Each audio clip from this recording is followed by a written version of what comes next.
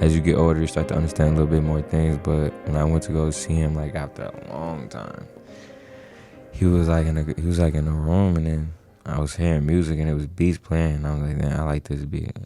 And he was like, yeah, I make beats, because he used to DJ. That's what I used to be on. I used to DJ when I was younger. I was like 3 years old, playing with those samples, like turntables. That's why I was looking at it. But yeah, so I linked up with him, and then he put FL in front of my face. I was like, oh, I know how to use this a little bit. Like, I know how to use the pattern. You could just piano roll. Yeah, put the piano roll, and then at first I only just knew how to use the channel rack or something like that. Right. But then he like sat me down and was like, nah, make this. Because I always had an interest in it, because I like Pierre was like the GOAT for me, like 2016, 2017. Yeah. Like I always used to watch him cooking up, because I was always so fascinated, like, how can you make something sound like this? Because I was so used to like Chief Keef. Like that's when Chief Keef first came out, that's when I started like dabbling into listening to my own music, not just something my mom was playing. And it's crazy because my mom put me on the Chief Keef. Ironically. Yeah, it's crazy. So dope. I feel like a lot of my music influence stems from what she used to listen to, but I still got like what I want to listen to into it. But after like 2015, like after like 2016, like when Cardi first came out, Uzi came out, Kodak, like Nudie was rapping back then too as well. Like a lot of these rappers, Pierre was producing for, and I was like, how can you make something sound like this? It sounds like way different. And I was just so fascinated, so I just looked up type beats. Then I was like, all right, I want FL. So how do you crack FL or something like that? And I had like a janky Chromebook from the CPS Chromebook, and I was trying to figure out how to put it on there. But then I met him. I mean, not met him, but like I saw him again after a while, and then I would say like a day into it, I just started making beats, and then I made my first beat, and then it was just up from there. Exactly. He let me have a computer. He gave me a big, like, stupid 12-inch sub, and I just started making beats with that. That's dope. Then, like, I would say a year ago, I invested to my own computer, and then I just been going up. That's the next step, you know. Because I still had that old computer when I met you. I showed you that GQ type beat, and then you gave me the advice, and I just stuck with it. Just kept going. That's dope. I don't remember. Do you remember what I told you? You told me, it was like, your beats is hard. You just turn 808s down and experiment a little bit more, what you want to do. I was like, all right, bet. That's dope. Oh, I appreciate you remembering that, man. Sure, that's awesome. That makes me feel good as an older head, you know, and especially in the music game, man. You know, I've been blessed to. I mean, I've been producing for like 4 years, but been in it long enough, and you know, as an artist too, you being an artist producer, you can really figure out how to like where things fit in the mix and whatnot, you know. So yeah, no, that's cool. I'm glad that I was able to help you on your journey, man. That means a lot to me. Definitely. But yeah, no, and you're just playing some new. Actually, I've got to send that to Dan. You were playing some of your music, you know, some of your beats, and definitely improvement, you know. Playing some on release, yeah. You definitely have your own sound to it, you know, and definitely your sound is something that I gravitate towards too, because I really like those. I don't even know what kind of cosmic melodies that you have. Like I don't know what to call it, because like that's why I struggle like uploading beats, because I was like, I don't know who can I put type beat, like it's my type beat, like I don't know what to put, and I don't really like making like artist specific beats, because then after a while all of them start sounding the same, and then you're gonna be like, what are you making beats for? Then you're just making stuff that people already made. It's supposed to be your art, your craft. So like I try to like somebody really told me this when I was working at Nike, because I used to work at Nike downtown. Nike the Nike town. Yeah, Nike, I used to work there, and it was like a producer artist, right? He's like what you do. He was like, you need to have somebody know it's your beat without having a tag. And I stuck with that the whole time, and I just kept perfecting my craft, kept listening to like different music. That's why I listen to underground, because it's like it's the new wave, like 808 Mafia, like Southside, Metro Boomin, they're all the GOATs, but like they already have their way. They don't need nobody to make their beats, because they already make millions of their beats, like, and they already have people who already like perfect their craft as well. So like start your own wave. Be consistent with it. You never know who's gonna rap on it. There's like 1,000,001 artists. Somebody's gonna rap on it. It don't matter if it gets 20 views. Somebody's rapping on your beat. You gotta be grateful for that. Yeah, absolutely, man. Absolutely. And so like, are you? So you said you had a beat on YouTube. Are you like consistently trying to put beats up on YouTube? Or? It's crazy because like I just started uploading like 3 days ago, but it's like I always had that like dilemma, like, oh, I wasn't good enough. Like I used to hear other type beats, like, nah, I don't want to upload it because it might be trash. Yeah. Like I don't want to like just keep putting out trash. So I just like for 3 years kept working. I sent beats to my homies. All my homies rap on it. I never dropped it. They'll drop their music that they drop on my beats. They say it was hard, but like, you know, when your homie say it's hard, it's like your homie. Like, right.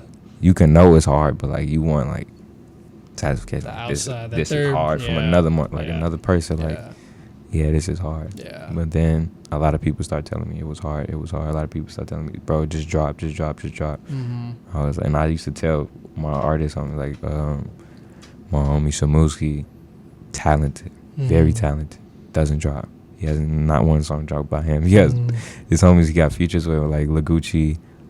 He drops for him. Like on PBE Massacre, he dropped the song for him. Like because he doesn't drop, but he's so talented. He got the vocals. He's different from like a Chicago artist, if you want to say it like that. But he's really talented. He just doesn't drop. Yeah. And I can't really be preaching something I don't practice. Right. So, and I'm only getting old. I'm about to turn 21. I don't want to be 25 like that. What if I uploaded that when I was 17? Yeah. Where would I been at right now? Yeah, for sure. Exactly. So. And let me tell you, man, no, you're absolutely right, dude. Like, YouTube, bro, is like one of the, I've said this a few times on the show, but like YouTube is one of the best creations of like human history, dude.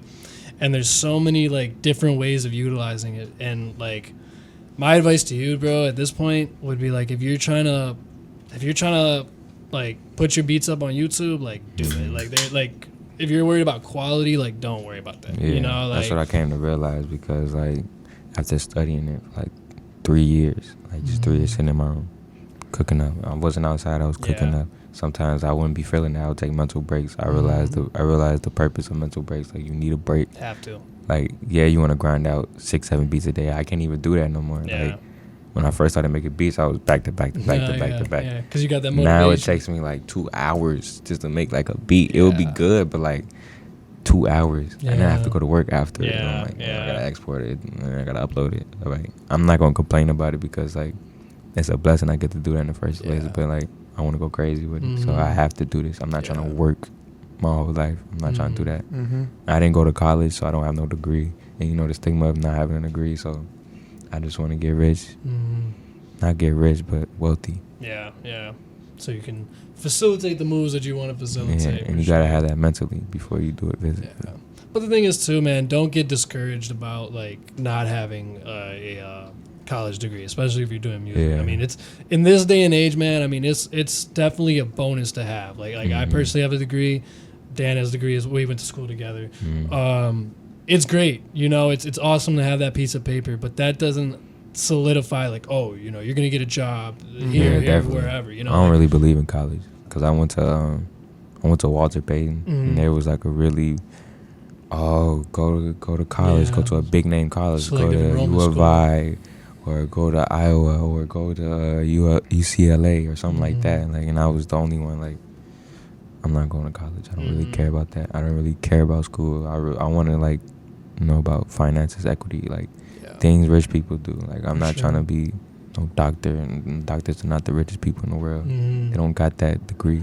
Yeah, I don't really need that. Yeah, but I want to perfect what my talent is. This is what I'm good at, so I might as well go crazy with it. Exactly, and it's good that you're thinking about that, thinking like that early. You know. Oh, absolutely. You know, because it's like, you know, Dan and I have both seen it. You know, it's like you can go to school and like you can get a 4-year degree, but throughout that whole time, like you can major in whatever, you know, but you may not be passionate in that, you know, like, and even if you are passionate in what you get a degree in, that, again, that doesn't certify that you're going to get a career right away, you know. So it's like at the end of the day, like, and too, like, being an entrepreneur is not an easy task. But at the end not everybody could be an entrepreneur, and people can't realize that. Not everybody could be a boss. Not everybody could do that. It's okay though, but like, it's not cut out for everybody. Find something that you're good at and perfect it.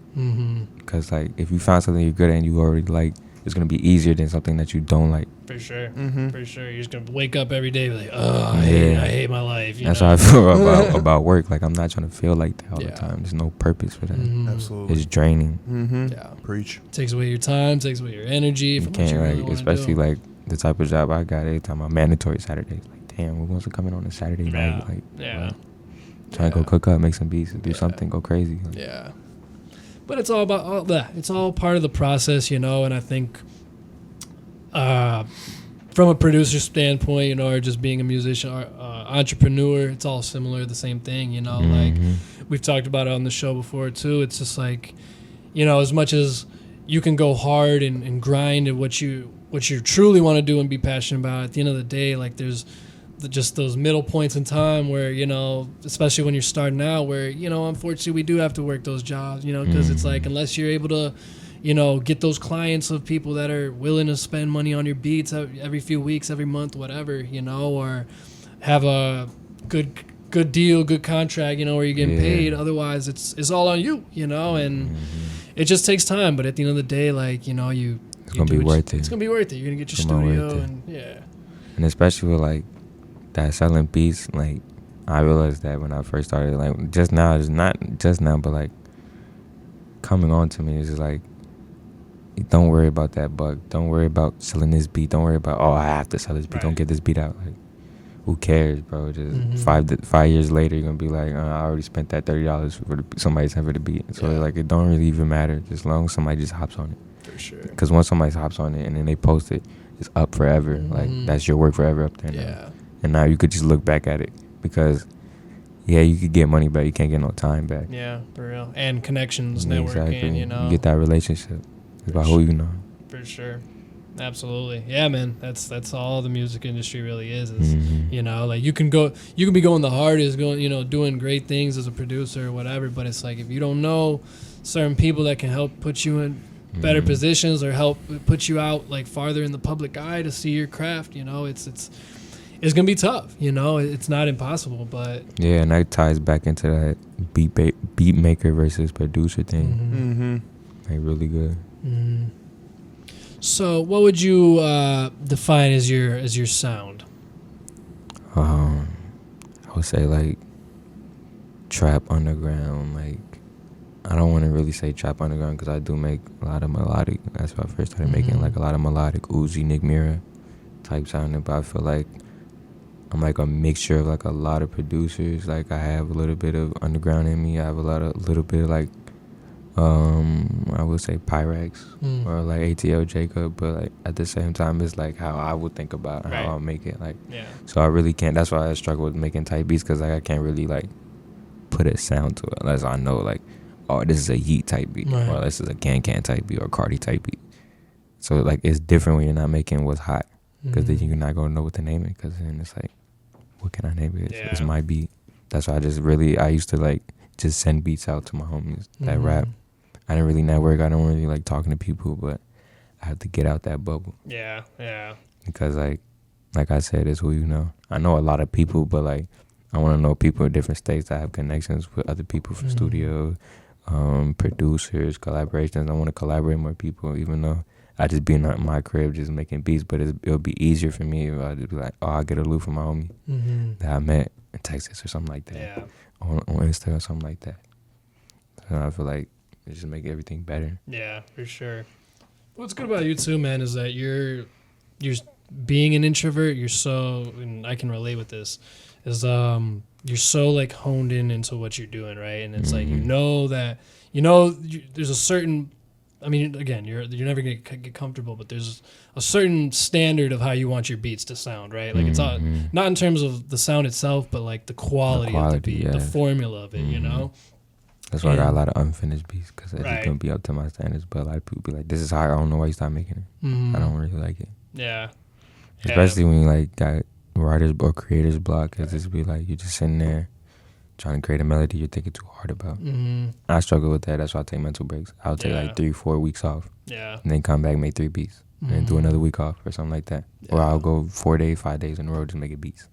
It's just how I'm feeling. Yeah, for sure. Yeah, and you have to, as a producer, you really have to like be self-aware of that, you know, and it's like there's Mm-hmm. gonna be those times where you're just like not feeling it, but at the same time you're like damn, I have to make a beat, like I have to make a beat. If I don't make a beat, I feel like I'm wasting time, this, that, whatever. But like you said, you could open up that beat, start doing it, and it's just like it's mundane, you know. You can't do nothing. Yeah, you're thinking too much, Especially like I said earlier, like I work at night and I'm only creative at night.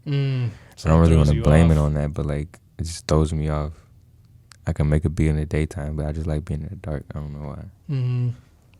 Yeah, no, I feel, yeah, man, something about being in the dark and just cooking up, creating, like whether, like for me, bro, it's the same thing, that or like video edit, like those technical computer things, especially dude. video editing, like doing, like I don't. He tried to teach me how to do it. It's so tedious, Yeah, and it's like that's you the have main to way. sit there and watch the same clip. You gotta make that transition perfect. Yup, If you don't, it's gonna throw the whole thing off. You're gonna Yup. beat that. yup.